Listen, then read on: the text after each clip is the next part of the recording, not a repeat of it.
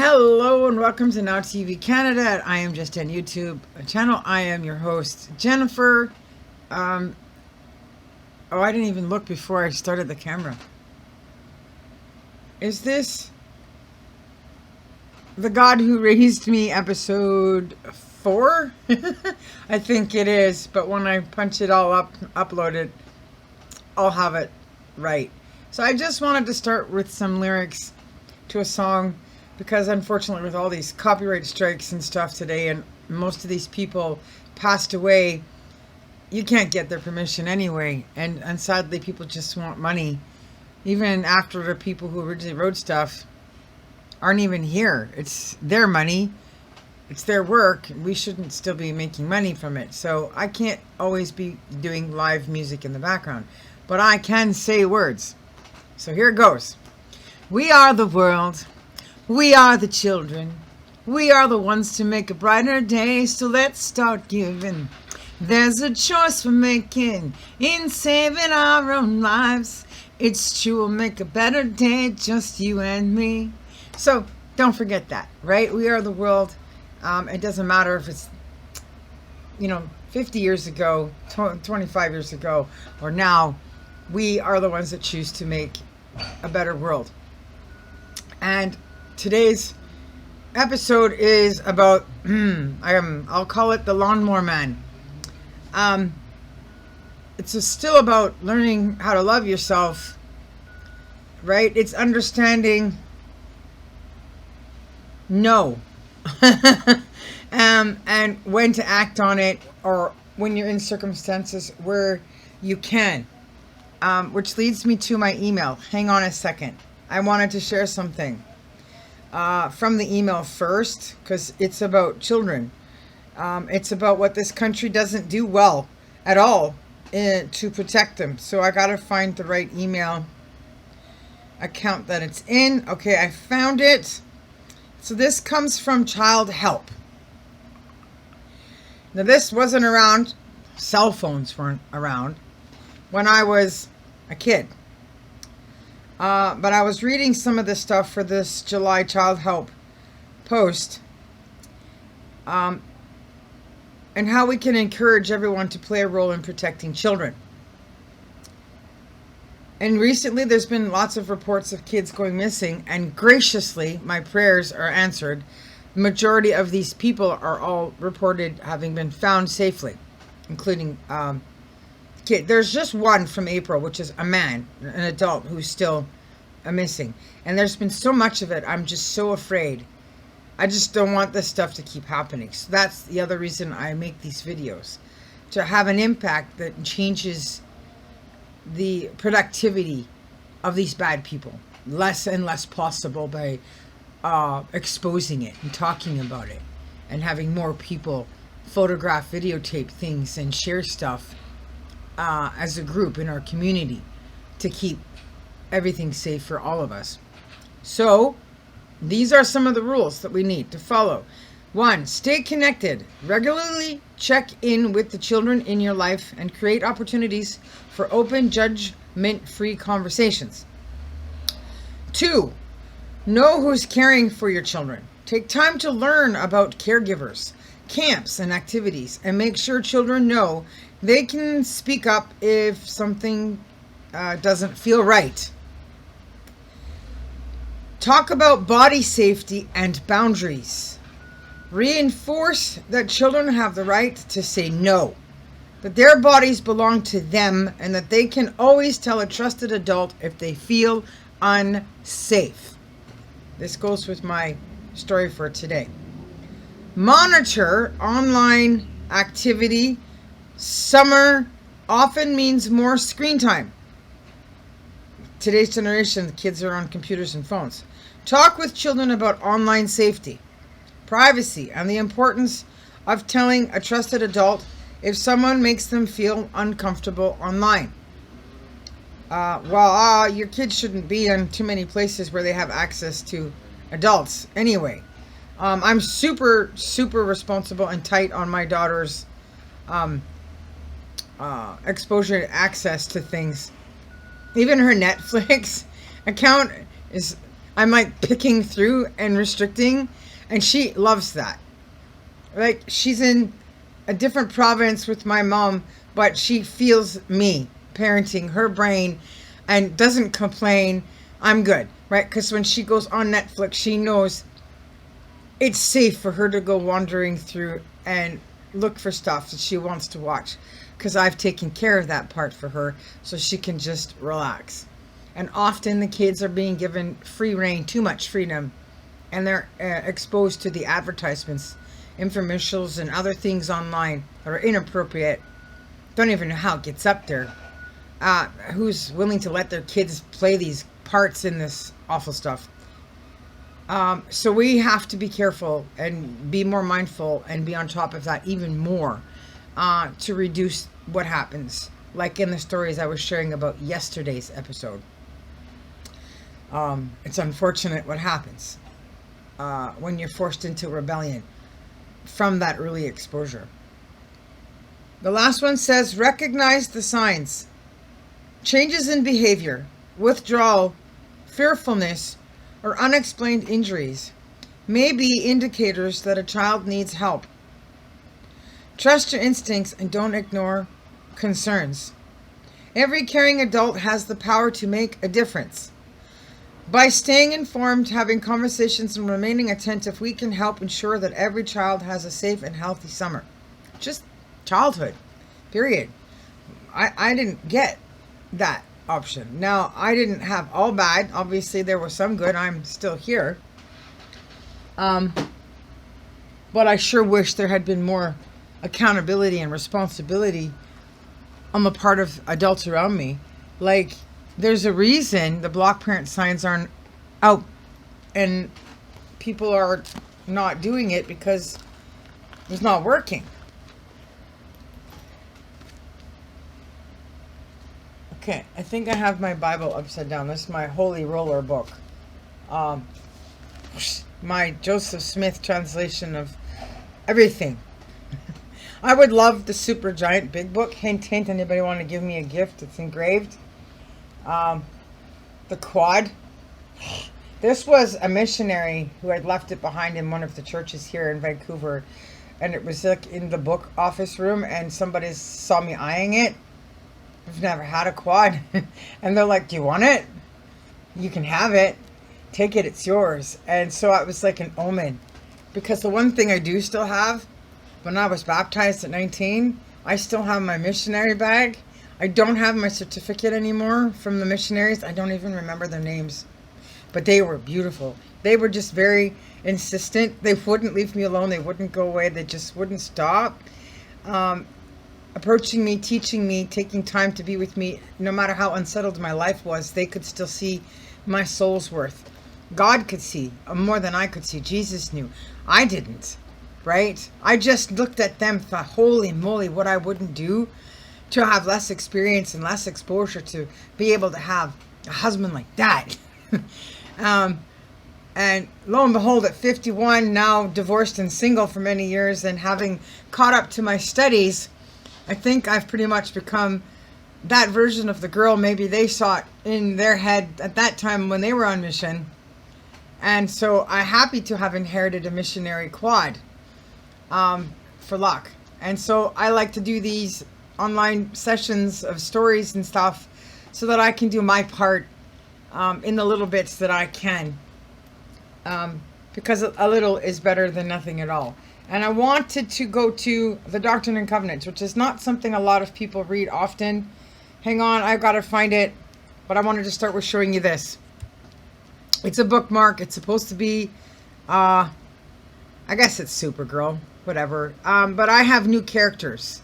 I have Superwoman, she's got kids, and my Supergirl trilogy, which is a second part, 2, 3, and 4, not original. And the reason I have it in my Bible, the reason I'm showing you guys this bookmark, is because I want to explain that you can have a relationship with God and Jesus. You can have a holy life. You can do your studies and still be a successful writer. You can have your career and do well. And you can write about superheroes, and you can write about love, and you can write comedy. and you can have fun and have a good time, and you can have all of the success and value that comes with that without losing your page in this book and losing your place in this relationship with the guy in charge of everything, the dude that made the film projector, that gave us Hollywood, gave us sound and color. So in here, there was something I wanted to read, but I have to remember where it was. I had it bookmarked there.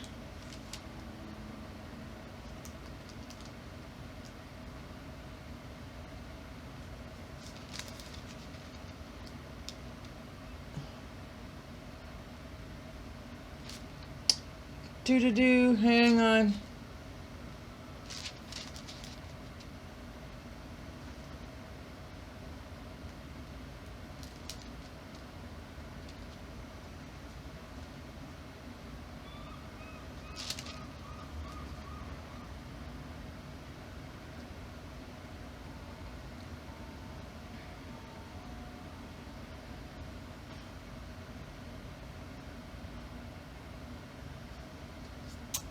Literally, I have the bookmark in the right section, but now I can't find the section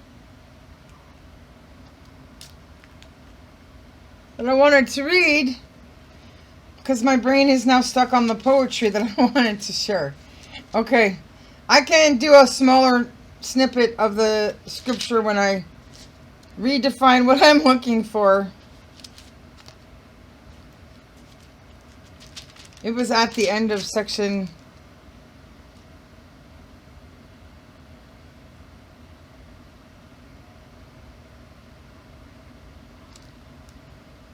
It's 117 or 118. Phooey, phooey, phooey. Well, one of them is, therefore let him come. And again, verily I say unto you, let all my servants in the land remember the Lord their God in mine house also, to keep and preserve it holy, and to overthrow the money changers in mine own due time, saith the Lord, even so, amen. And now the reason for the money changers scripture is not about like the abuse story I'm about to share here, but that the system politically that we're in, financially, that is the adversary, continuing constantly to create abusive environments and situations, the money trap, right? So you can't get any higher, you can't move out of your class. If you do, you got to be moving up, and if you do, you're probably moving down because everything's constantly changing. And they don't really have the power with the money, it's not theirs. Right? This system Solomon built a long time ago, and that time of the world, they got cut off in God's plans, and Jesus came and redeemed everyone. So God is like, don't worry about the big stuff. I'll deal with all of that. Right? So just continue to preach.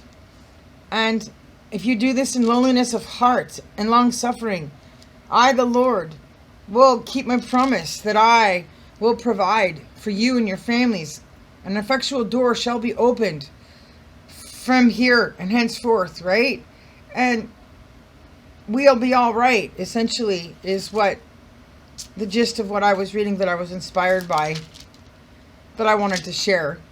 And show that the value of the Doctrine and Covenants does work if applied right, with all the right information about God, knowing His name, and knowing true accuracy of things. And a lot of times people get leery about reading new material, but it's okay. Go ahead. Read the Book of Mormon. Read the Doctrine and Covenants. Read about the presidents of the church and the history. Read about the temples. Learn about Joseph Smith. Right? What isn't against us is for us. And this all goes towards discipline, structure, and routine for our youth, our young people, that has caused them to be out there on the streets completely lost because they're not understanding anything that caused them to end up in a rebellious state that ended up out there because they weren't given enough of the knowledge and the information they needed at a young enough age to protect themselves from being overthrown or overtaken by what the devil's done, because his adamant position of all of this had been that he could make everybody turn against God and have them all switch to the dark side, like Darth Vader. But even he still had a little bit of light in him because he was still a father of a great young man, and there is still a form of admiration in that, right? That he's turned out to be so strong. So the devil can't be right. Love is eternal. Love is a necessity. You can't live without that. And you can't go around and just getting rid of love openly right in front of people. And it says the wicked shall be no more and the wicked shall pass away. That does not mean that the people that are suffering from their mental health issues, physical abuse issues, poverty issues, other crises and addictions, that doesn't mean they're the wicked ones. And they shouldn't be treated that way and act like they're just throwaway. This concept of building a society of utopia, like the book, it can't happen, and it has to stop. You can't get rid of people based on budget, income, housing, health, age, education. You can't just convenience yourself to cut back on the cost of the healthcare system, so you guys can just make money and put it in your pocket and not actually help make a difference in others' lives. That is why it's important to do whatever little bit you can to make a difference in providing opportunity to shelter someone else from having to go through the same lengthy time of suffering that many of us in our time still here today had to go through, because we had even less than what we have now. I want to share a poem that goes with today. So I will tell the story first. The Lawnmower Man.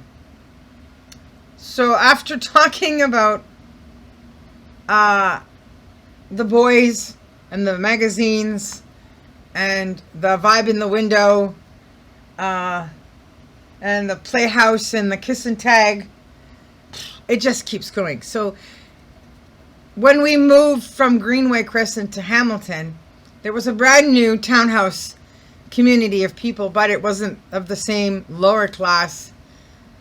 It was more or less working class people trying to get their kids through high school and meet their needs and stuff as best as they could. However, you're still going to get people that don't have etiquette and certain things in that version of the world, right? And they had a pool, public pool, for the whole community in their facility. And if you knew somebody that lived there, you could go swimming there. And I did. I knew some people.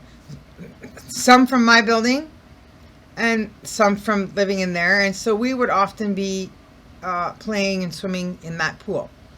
And there was an old man that was the landlord of that whole facility, who had been apparently going around cornering, getting girls alone and doing his Copperfield thing. Now this one day he had this big huge, like, remember I said like tomboy, right? He had this big huge lawnmower machine, like it would have been when it was the newer version of those John Deere kind of sit down choppers. And I'm like, okay, yeah, cool, because I was like into driving when I was young and stuff. My dad drove school bus, like being on the road and driving, like it was just a thing in me. And so I'm like, okay, yeah. And so he's like, oh, hey, do you want to ride? Do you want to learn how to drive this, right? I'm in, right? Poof, I'm up there on the machine because I had seen him multiple times and think about it, come and go in the pool. And I'm sitting there in front of him and trying to figure out how to manage this. And he takes his arm, it was probably his left arm at any rate, and it goes over the shoulder boulder, poof, down. And he goes to take that swipe. He swipes for his fuel. Steal a fuel. I don't even know how old he was. And my brain was just like, Ma! But I'm only 9 years old. And so the instructions I gave today from my email about the child help, immediately at this point, again, my brain's aware of self-care, self-love, and that the answer was imminently no. So I'm like, no. I'm off that lawnmower and I'm running. Run, Jenny, run. And the force going home. And I did do something right this time. I told my mom as best as I could at 9. Now, apparently, other girls had come forward and they had been complaining about stuff.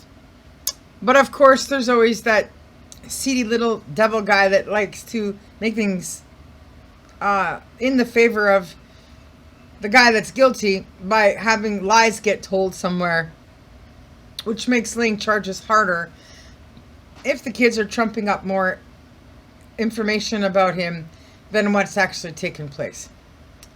I got sucked into that a little bit, but I have a good conscience and I was younger than them. And so I'm like, no way, I can't handle this. Because I wanted the charges to actually stick, because my mom called the police, the report was taken, and all that stuff happened. And we had to go see a lawyer. I had to give a testimony and all this stuff. I wanted to make sure it stuck. So I just told the truth about my situation. And then I'm like, I don't know about the other girls. I'm out. Like, I'm not going to go down that road anymore, any further with anything else that was said. But this part is real. This is what happened to me. That's my truth. I'll sign and I'll stick with that. I obviously never went back to those apartments, the townhouse style place again. But the damage, just that kind of thing, one time can do to a child, could put them in therapy for years, could put them in unhealthy relationships with partners the rest of their life, being confused by who to trust, which way to go, what to do.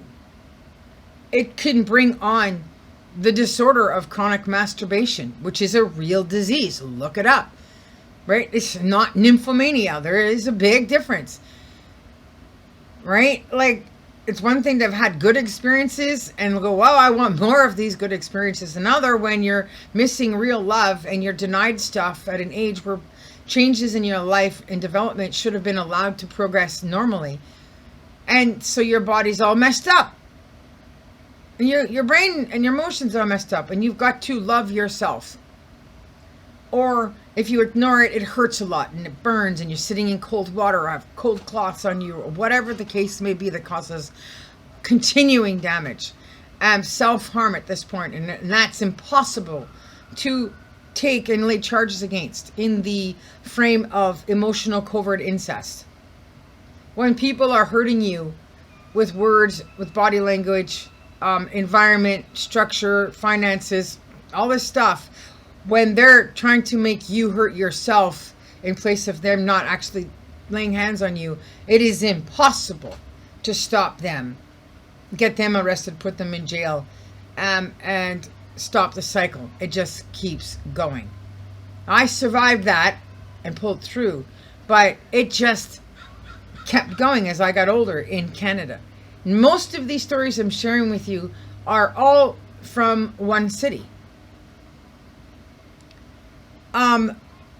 To tell you how hard he works to try and keep people from moving ahead, from getting anywhere, from getting out of the circumstances they're in, from being able to grow, being able to rescue themselves or break free of these large statistical areas of abusers, where the adversary is just always out to want to abuse as much as possible in environments where he can contain how close he can have those harmers near the people he's harming. But he doesn't want it to get better, right? For them. I'm going to jump ahead to my youngest daughter around this situation, about this immigration problem. In kindergarten, it was junior kindergarten, at this school in Toronto. I'm now switching to another city. This is why I have not got a third child, and why there isn't children in Canada. And I'm really upset that the good Lord sent me a second one in this country, because he already knew what my beef was, what my problems were about, how unsafe it is, how dangerous it is, and why the fertility rate and the birth rate in Canada is going so low, because of how highly targeted Canadians are. Canadian women, Aboriginal women. It is genocide. It is an outright form of manslaughter right in front of our eyes for being white, for being Christians, which is what this country was built off of, for having love in us, given to us from God and Jesus Christ. Right? You cannot take that out of us or take it away. Even if you're sleeping outside at 22 on the sidewalk in the middle of the summer day, like I just saw today, it's still in him. He's still a child of God. And throwing all of these drugs at them is not going to change that. So I'm like, don't have any more kids. It's too dangerous until we get all of these other crimes under control. We have to reverse laws, beef up security and law, use military if we have to, ask help from other countries to come in and help us, bring in a higher population of people from Europe with good things to bring to our country to rebuild the country, and work on keeping our children safe. Create more smaller school programs so they can keep them safer, and start to separate the bad kids into programs where the bad kids can just be bad with each other and not hurt any more innocent kids. And I talked about this about me with the kids, where it's like you need to lock them up till they're 18. You need to charge them. They need to be told and taught for years to understand that it's a crime and it doesn't matter what their age is. So this boy from Iran, his mom is white, I don't think she ever married the father, was just violent and assaultive and abusive. She's just angry and mean and frustrated. Been taught from the beginning, right, to not respect adults, teachers, it doesn't matter. And also, if it's a girl, it doesn't matter who, just that you can do whatever you want because you have a different anatomy. And he would pick on my daughter, who was sweet and kind and had a beautiful heart. We kept complaining and going back to the school, and we talked to the mom, and we felt really bad because she's trying to be a good person, innocent of what's going on and understanding why it's happening, whatever, and doing whatever she can. And the school's not telling her the details, so that didn't help her. But he's pushed my daughter, pull her hair, punch her, and then he crossed the line. He kicked my 5-year-old daughter in the vajiji. Boom. Kicked her in her innocence, her virginity. He kicked her there. And I was done. This boy needs to be expelled from public school. It does not matter to me if it's kindergarten. This boy needs to have charges laid against him, and he needs to be put in an institution and raised, locked away from regular society, because it is adamantly clear he will not stop being an offender in our society. He is no good in our society and has no value or purpose in being here. He's just going to be destructive. Property, people, laws, and places where he behaves this way. And so therefore he needs to not be allowed to be in public school settings. And that's the downfall, is that he will be in public school settings the rest of his school years until he becomes a dropout, till he's thrown out, till he does something with the law where he's at an age where the law can then throw him in prison for a little while.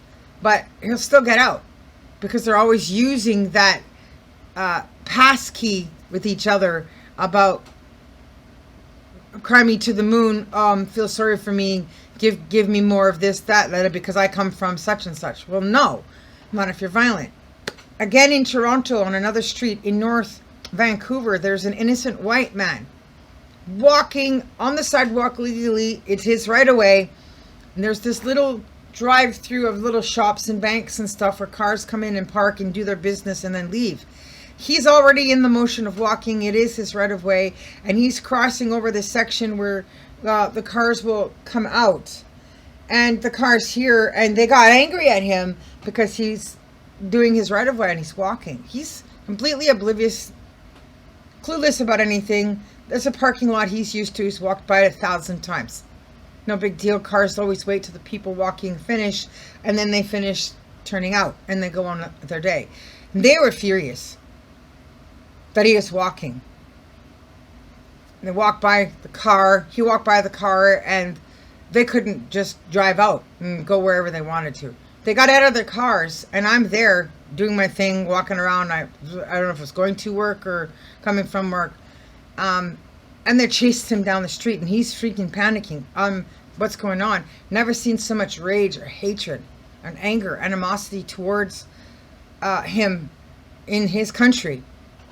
Why are you guys attacking me? What are you doing? Why are you doing this? What's going on? All over his face, and not able to do anything because he was skinny and older and not able to help it in that sense. Self-defense wise, it was defenseless. I got involved. You bet your bottom dollar I jumped in with my security training, and I just melted it, right? Boom, with my verbs. And I'm like, get away from him. Leave him alone. What are you doing? Right? He's done nothing wrong. He has every right to be walking on the sidewalk. It was his right of way. He was already in motion, in movement. Your job in the car is to wait and then, to pull out and leave or whatever, right? Like, you have no right coming over here and acting like barbarians and think you can get away with that just because of what you've seen at home in your own environment, how you were raised. And that somehow you think that gives you a rite of passage to come over here and spread that here too. Well, you can't. And so I have to vehemently say that I do agree with many of the European stricter laws on people that want to go and live in these places. And one of those rules is if you end up with no work, if you're unemployed, and have no place to stay, or if you get too sick or whatever, the government will not hesitate to buy you a one-way ticket on an airplane back to where you're from. And they're not talking about as a citizen of a particular country, but back to where you're from. And I agree. People who are just going to tax our system with expenses and time in prison and tie up police and ambulances and fire trucks and stuff that we don't need. It's already too expensive. Need to be taken to somewhere where other people can contain them and deal with them in their own structure, in their own laws, in their own lands. So that's why I make these videos.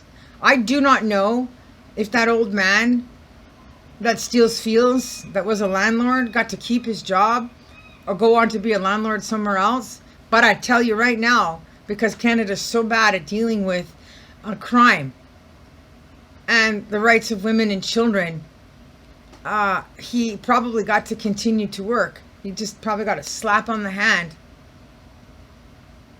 I just went on with his life. So that is why I decided I need to write, and I need to produce stories that reflect what I can talk about with my life, and hopefully it helps others know how to avoid and get away, and help give advice and stuff to negotiate ways to help prevent others from being in situations like that. And this poem here that I'm about to read with you guys comes from, the trauma from when I was little, right up to the point of when I wrote this. I wrote this at 17, and I haven't got there yet. I'm only at 9 with you guys on the scale of what's happening to me as I'm growing up in this city in Canada. I love this poem. I'm proud of this poem. And there was this artist who lived in this apartment who loved to display his work in the window that lived beneath my stepdad. And I wanted so badly to own this painting to go with this picture. I don't remember his name, and I've never been able to find the painting. I still would love to take the concept of somebody's artwork displaying my written work, because I can't do drawings and paintings like this. Maybe I could learn with some classes to do some things, but never like to the quality of what that man was doing. So it's called Searching. Searching for something, not knowing what it is. Hoping to find it as you keep moving on. Don't know what to do, keep searching for some sight. For the more you look around, the more there's only night. But just when you think there's no hope at all, you look up above you and there shines some light. How quickly you race to follow that sight. For now you're afraid to lose this light. You start to climb, keep climbing after it. Closer and closer now, very bright.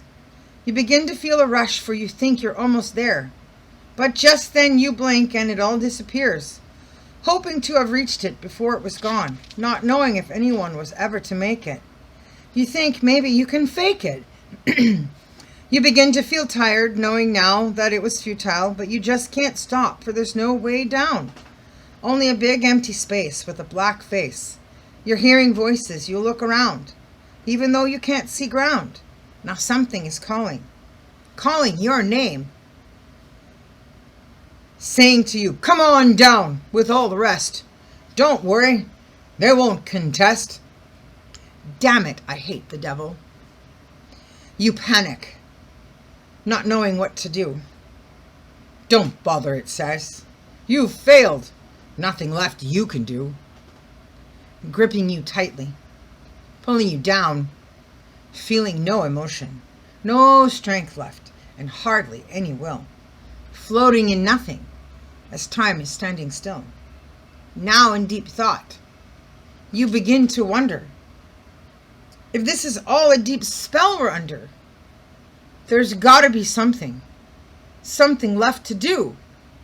Must find a way to fight this thing.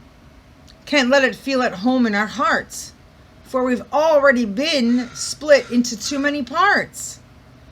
Whatever it is, it's in us now.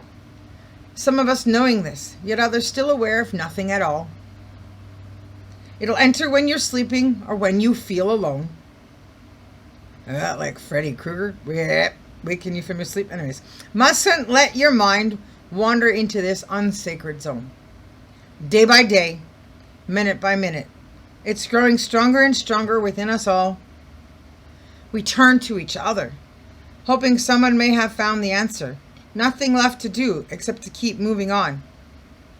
We walk around wondering what's left for us to go through, what's left for us to do. But in the final end, still having found no answer yet, the search continues on. That I wrote at 17. That's how advanced I was in my mind as a writer, as an observer of the world, and self-examining my own plight of experiences that I had survived up to that point. It's pretty graphic, some of it. I don't know what's going to happen to the person that needs to go through all of this and makes the movie out of it. But that's their job, not my job, and that's why I just do this part. So, this morning, I had a scheduled visit from the bug and mice guy, and they ask you to be out of the apartment for a certain time. And it's been so hot last couple of days. I went all the way up to Chilliwack to work yesterday. And other than a little bit of that pre-made Sloppy Joe mix and stuff in the morning, I just couldn't eat anything.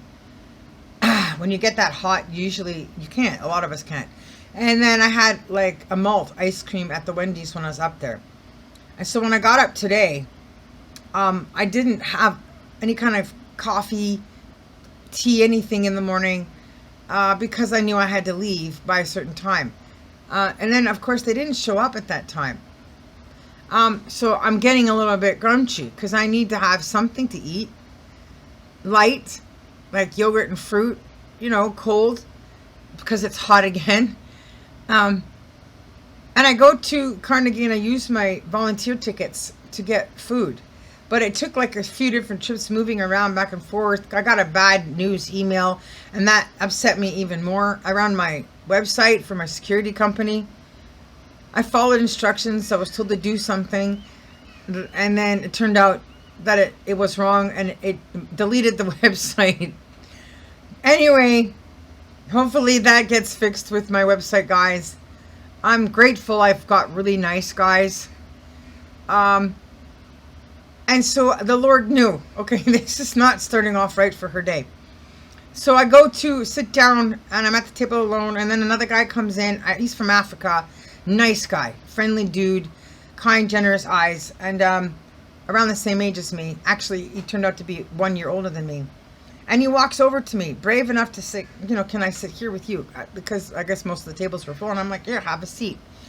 And I needed to talk to somebody. I needed to socialize because I'm usually alone doing these videos here, right? There's no one here. I don't have guests on my show. Not yet, anyway. And he just knew I needed to interact and talk to pick up my mood. I got my coffee. Oh, I have my little mug. Anyway, I got my yogurt and my nuts, and I sprinkled on my extra cinnamon, and I put in my sugars and creams, and I started feeling better. And so then he struck up a conversation with me, and I wasn't expecting that. I didn't know he was going to talk. So we're talking about our similarities, in spite of me being born here, and the story of where he came from and how he ended up over here. It was sad. He was a journalist for 16 years in his country, knew his job well, but they have restrictions on freedom of your rights, of thought, communication, speaking and stuff. And he'd been asked to interview president, somebody, and he had been given specific questions that he was supposed to ask. But he's like, I've been doing this job a long time. I know how to do my job. And there's a lot of questions that need to be asked about what is wrong about where we are and what needs to be done about these things, which is what I was complaining about, but right here in Canada, in our own backyard, right? In our country, trying to give money to other places. We don't have to spare for other places because we need to fix what's going on right here. So we were interacting perfectly in relation to this stuff. But he got put in jail for 2 years because he was brave enough to stand up for what was right. He spoke up.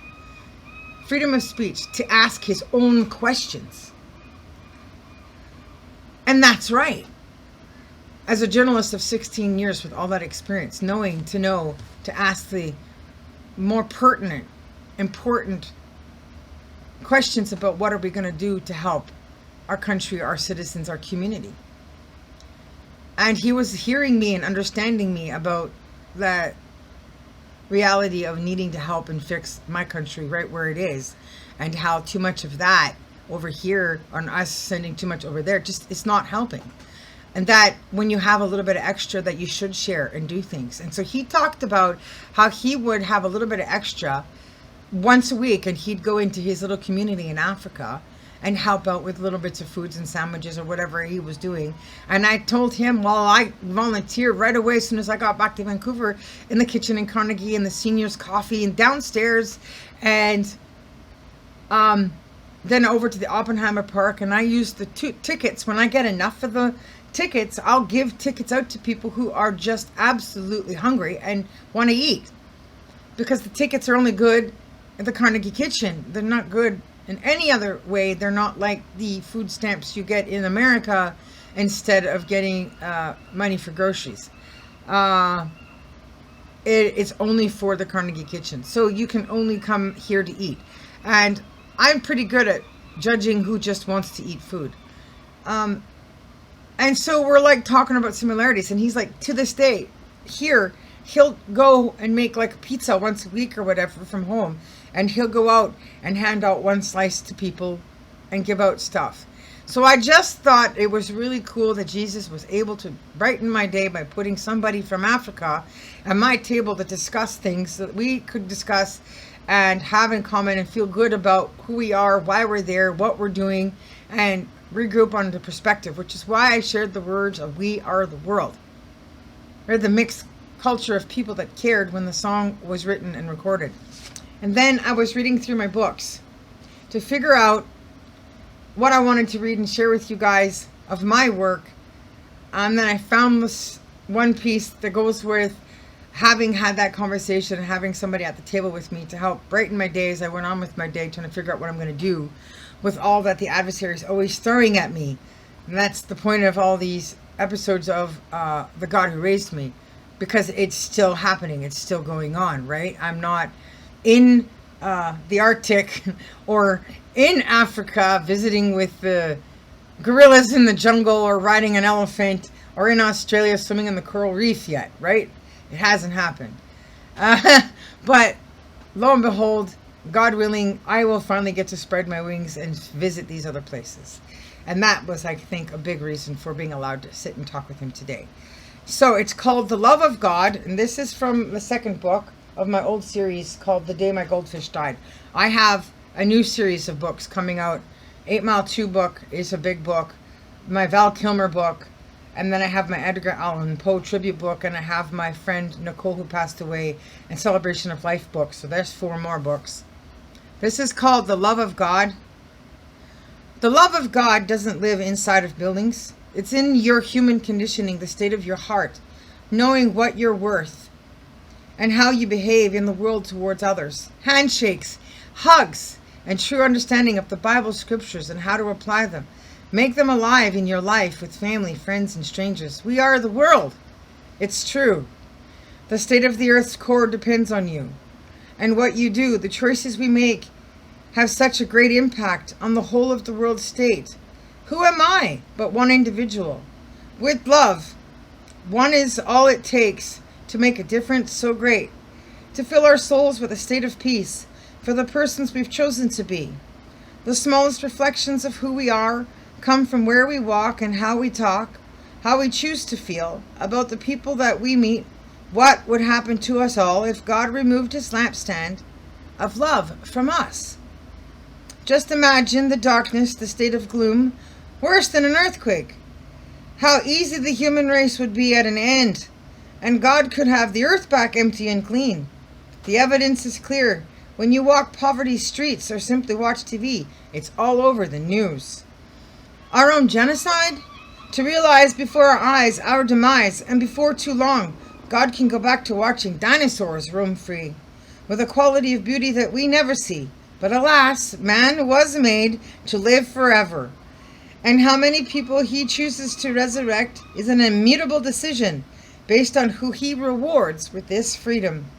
Knowing who wants his company and can understand what eternity and living forever with him actually means. It's a concept hard to imagine. Man has yet to live for 1,000 years. It's a hard thing to do, to be the one who has to decide what happens to you and me. And where that judgment stands, we know it leaves evil with a bad hand. Which side of the garden's gate do you want to live on? It's better to be real and not be afraid to feel. To be nice and direct, to know how to love and not run from what's best. To learn to accept our jobs and responsibilities as lovers of life trying to get it right, while we're living on the earth in God's grace and good company. That's what keeps things moving in good direction, a good state of mind. Otherwise, what's the point in being alive? Who wants to walk around without any feelings inside, always denied, the lovelier side? Where in that does anyone win? If we don't know how to feel and treat one another, so life on earth can be like that final order of paradise on earth, a place no longer a receipt in our minds. Don't wait till it's too late. Start praying today. Hear the voice inside you. All things good come to those who wait.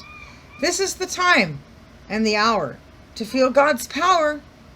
Let him in to work that miracle, understanding that negotiation of love, living side by side with him. For this I know I cannot wait. No end in coming to know him. The greatest lover of justice for all time, the grand creator who stands so tall, he who eliminates everything good we do with grace. Cheers to new beginnings and happy endings. The rest is up to him, in that all we can do is trust all things forward will be better than where we've been. Amen. I forgot one more. New beginnings. So that's 5 books. So that's where I'm going to end all of that with you guys for today in my Lawnmower Man story and the points in between. By the way, my mom had gotten a place. We were in like this family shelter place in Toronto, like one of the last groups of people ever to live in that building before the whole place was bought and redeveloped. And so she got switched. My daughter got switched to a different school for the rest of her year. So she was okay. And then when they got relocated, when we all relocated, and I was in Niagara Falls for a while and they were in Burlington, she finally found a school where the teachers were nice and good to her, and she had school bus ride and service, and everything moved ahead from there. And she's been away from pushing and hair pulling and slapping and the Vijiji cooking. So I'm fortunate that my two kids have not been put through the same vile structures of ongoing abuse. And this led to who I ended up marrying. And I can testify, like Tina Turner, that's not natural. That is not a free agency, free will. That is not of my own choice. And so many people are ending up in relationships because of trauma and things being done to them to coerce them and manipulate their path and environment into the lives of people that otherwise on their own nature would not choose those people or those environments, places to be around. And unfortunately, I've seen that happen with actors and stuff that if I had been in my rightful place on time with my career, would not have been put in the same situation that they now suffer from. So I'll leave a statistic where it's like every one person that's raped is affecting 20 other people's lives. So that's a lot to say. And something like the statistics of 50% of women get raped and less than half report it. And since there's so much overwhelming reports of crime, and there's just not enough that can be done about all the crime, it's impossible to do anything about how much of that is happening, even with the half that do report it. And so it's important to make the journals, keep the notes, tell the stories, write the songs, because we need to share and talk about it. So I will be back with the next episode, which will be about my broken leg. I've broken both legs. I'll probably go backwards to the first one and then go to the big one, which is about the issue of the episode, and I'll find the work that I've written that is associated to the big kahuna. But this experience that I'm going to share with you coming up, but that it stopped my life. Everything froze in my life. Everything in my life damaging me spiritually from what I saw and understood about the adversary and how he surrounds us, and the love in the world cooling off. It all happened to me that night. It stunned me in a way that's permanently damaged me and left me on high alert, and which is good because that's why I'm still here and able to share this. But everything in my head is what I'm trying to say is always about 9. Oh, this all happened when I was 9. 9, 9, 9, 9, 9. And in reality, I have to realize the different places where I was living and the stories I'm sharing with you. I was not 9 in all of these circumstances and places. But that is where it was, like a salt and pepper shaker upside down on my head. So I'm going to close. Thanks for sticking it out to the end. I do have other Bible scriptures and prayers and things I like to share with you guys, but I'll do separate video altogether from my Look to God and Live book with stuff that you guys would enjoy in shorter clips that are not related to my The God Who Raised Me episodes. So that's it, you guys. Thanks for watching to the end. I hope it helps. Hope it makes a difference. If you're in any of these circumstances, talk about it. Go find somebody. Find somebody you trust. Get out of the circumstance you're in. Get away. When I turned 18, I had $10 to my name, a can of beans, a can opener, a backpack on my back, steel-toe boots on my feet. And I hightailed it out of there. Because if you don't leave, you never get out. And so no matter how little you have, right, for the sake of freedom, for spreading your wings, finding your identity and a new life, and not living in a crippled state of ongoing psychic abuse, you got to do what's right. And I did that, and I've never looked back in that regard. Now I've been all over North America, so the next thing I need to do is get overseas. So that's my next big bite. That's my plan, and that's sort of what's inspired me to start doing these. So you need to do the same thing. You're not alone. We are out there with you. You can be from a church environment, you have gospel in your life, and still suffer from all of this stuff. and know that these people are not perfect. They're humans and are not qualified and don't have the skills or training or answers to help. But those who've been through the same stuff as you can. And we are all around and there for you. So you can contact me if you want, leave comments, whatever. But don't stay silent and do nothing. You'll thank me for that later. Okay, so that's it. God bless you all. Stay safe. My prayers go out for everybody. And I'll see you all back here again with the next episode of my winter in Winnipeg and my right leg. Okay, I have to figure out what I'm going to title that. Okay, amen. Have a good summer. Have a good day. I think I got to go take another cold shower or go to the pool. I think I'll go to Aquafit. Okay, have a good night or afternoon. Bye.